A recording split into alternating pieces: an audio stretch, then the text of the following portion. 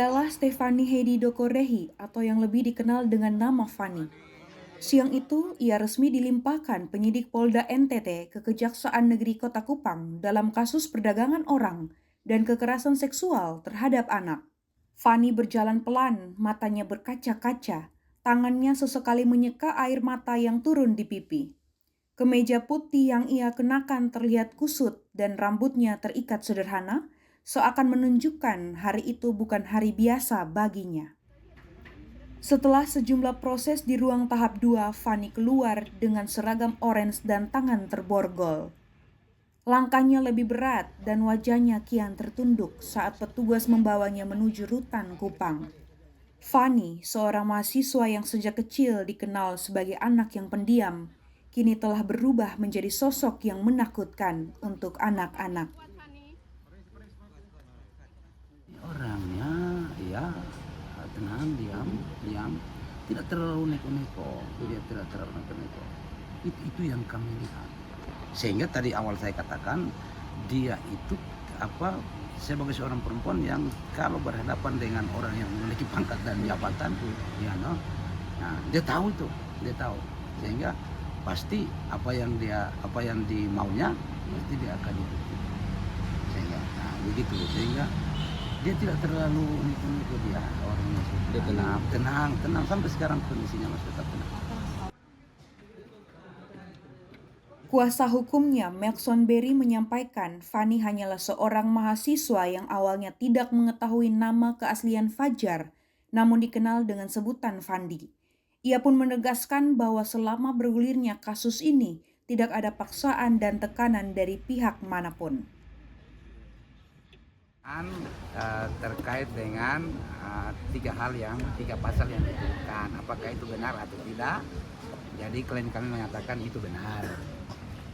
Lalu kemudian ditanyakan juga apakah keterangan yang dia dalam BAP itu benar, dan klien kami mengatakan seluruhnya benar. Lalu yang kemudian ditanyakan lagi, apakah dalam pemeriksaan itu ada tekanan atau paksaan? Tapi klien kami, Nona Fani, mengatakan tidak ada tekanan atau paksaan. Lalu kemudian ditanyakan juga terkait riwayat pertemuan dengan Fajar alias Fandi. Jadi pertemuannya itu awalnya itu pertemuan antara, dia hanya kenal Fandi saja, dia tidak tahu Fajar. Dia hanya tahu itu adalah Fandi, dan klien kami itu tahu bahwa yang namanya Fandi itu adalah seorang polisi. Tapi dia tidak tahu jabatannya. Tapi dia tahu bahwa dia seorang polisi. Nah, itu yang kita catat. Sehingga dengan demikian pertemuannya itu diawali dengan ada seorang teman yang berkomunikasi melalui aplikasi WhatsApp untuk meminta dia untuk menemani. Itu awalnya. Setelah pertemuan secara personal antara klien kami Fani dengan Fandi itu, kemudian dalam perjalanannya si Fandi ini mengatakan bahwa dia sangat senang dengan anak kecil. Itu yang tadi disebutkan. Dan karena itu meminta untuk kalau bisa ajak anak kecil. Makanya itu saja.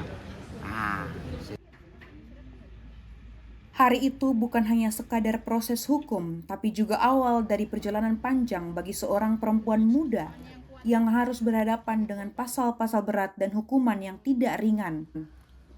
Dari Kupang, Tim Liputan Timur TV melaporkan.